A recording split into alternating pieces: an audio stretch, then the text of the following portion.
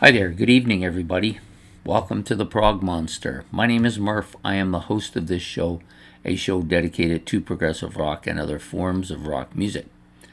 So, we're here with the episode of What's New. Do this every Saturday night, in which I choose an album that came out in this case, 2025.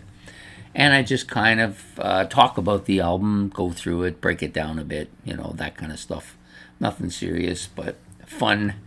And it's hopefully that if you like the type of music I like, and you can only tell that because some of the albums I talk about you also listen to, then maybe this will be an album that you might be interested in as well. So that's pretty much why I'm doing it.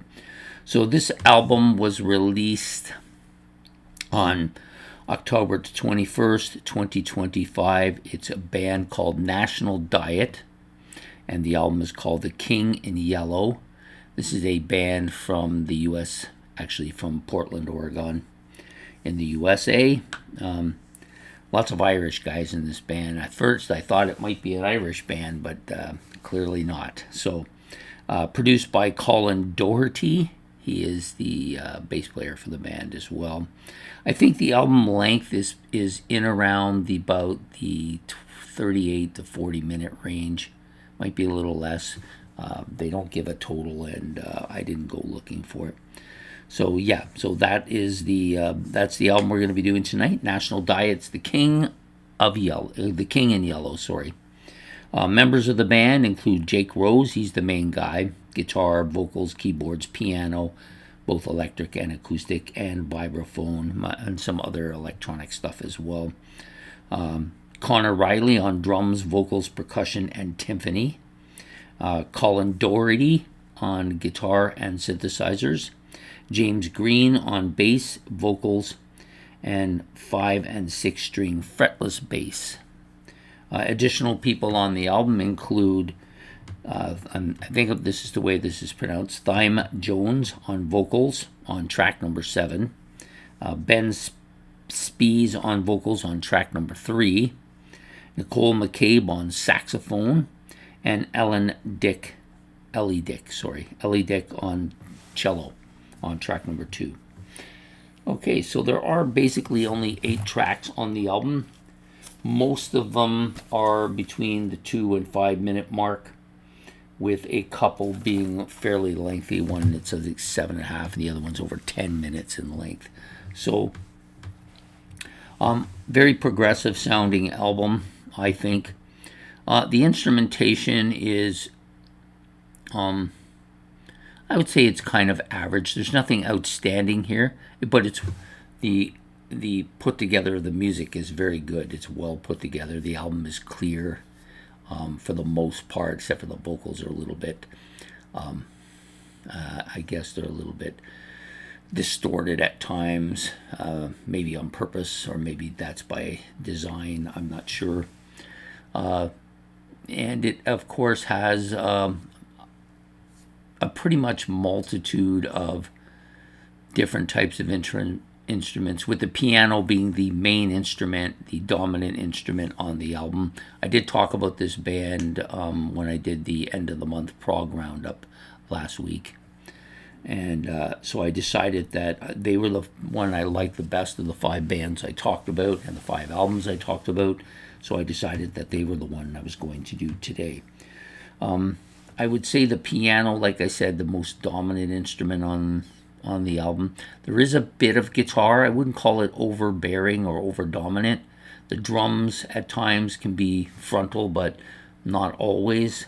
And there's a fair bit of synthesizer and that kind of progressive prog element, that atmospheric prog element. A little bit other instruments, the cello on occasion, but not prominent, and the saxophone. Neither one of these are prominent on the album, but definitely adding a flavor to the album. There is some at times a little bit of electric and acoustic keyboard parts as well.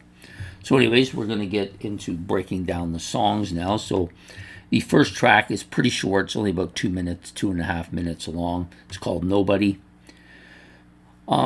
Very dominant by piano here. Piano is the key instrument. It opens up and gives that kind of flavor to the song.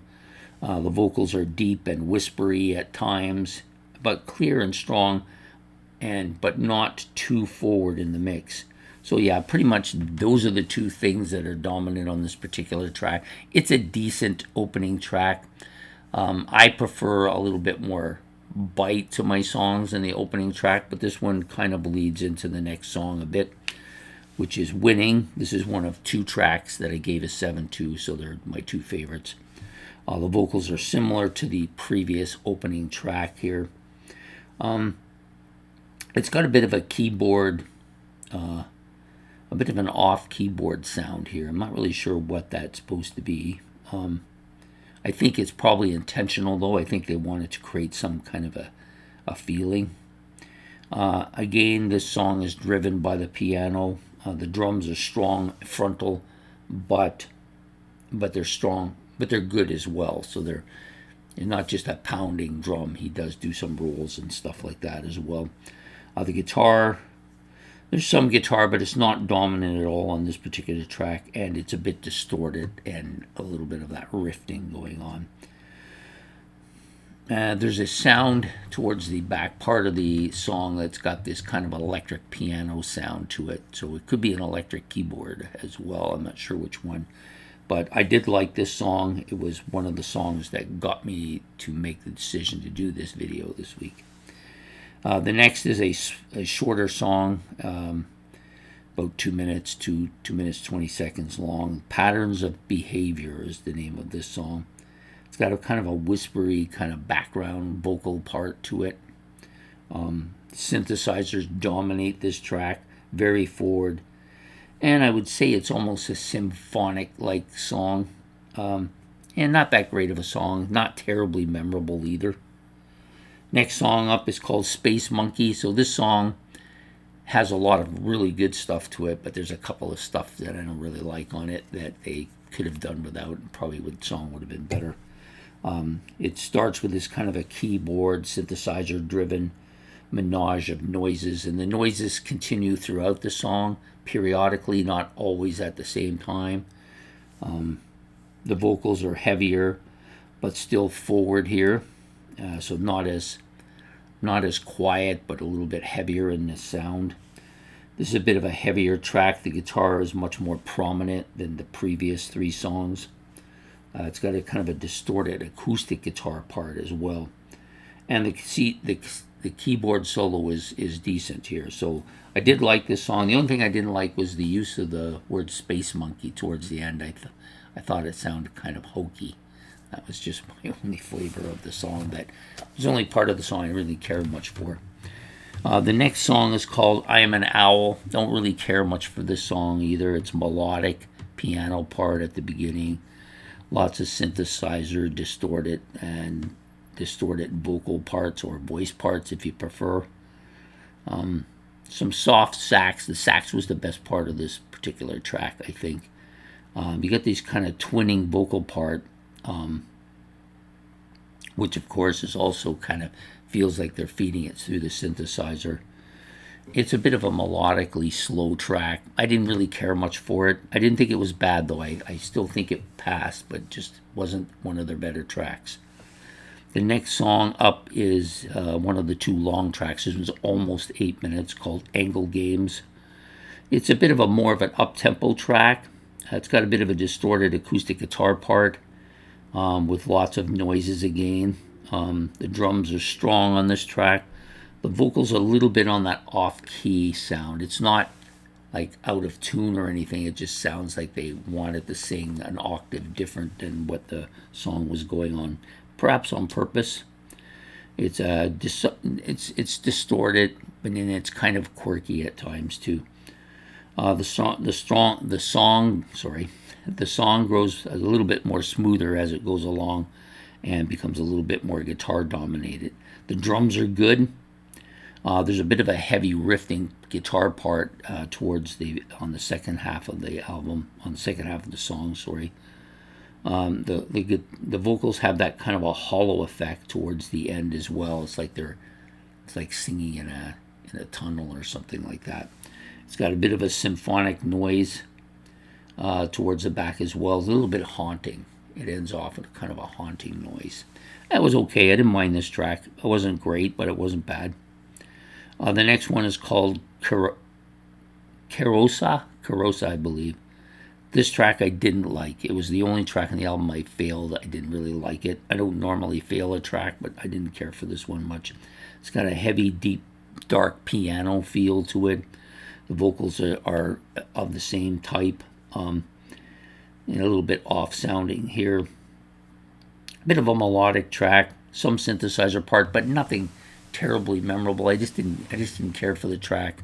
Could hardly wait for it to end, actually. But it was a short track. It's only like 2.5 minutes long. And then you go to the final track, which is also one of my two favorite tracks. I think I might like this track the best. It's called The Audit. It's about 10 minutes in length. It's got a heavy drum rhythm to it, with a heavy piano guitar part, and they just kind of dominate most of the beginning, or at least the first half of the track, and then something else takes over after that. It's got a bit of a melodic beat to the song, which is constant. Vocals are melodic, deep vocal part. They're not bad though. They sound pretty good here.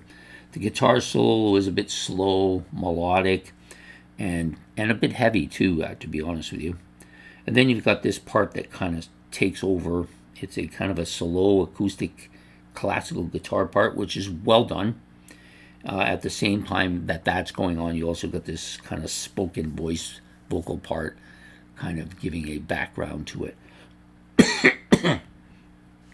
Then there's this second kind of vocal part that's not really in sync with the song. So you got this first vocal part that's kind of going on, and the second part that comes in, but it's kind of a step behind. So you almost got them playing they're not in sync with each other. One's a little bit ahead of the other. Next is there's a part with no instrumentation, and then a little bit of acoustic guitar part. So this part where there's no instrumentation, it's just someone kind of singing in a kind of slow, almost voice-like sound. And then the song, from that part on, the song grows louder and beefier, and the guitar kind of takes over towards the end of the song.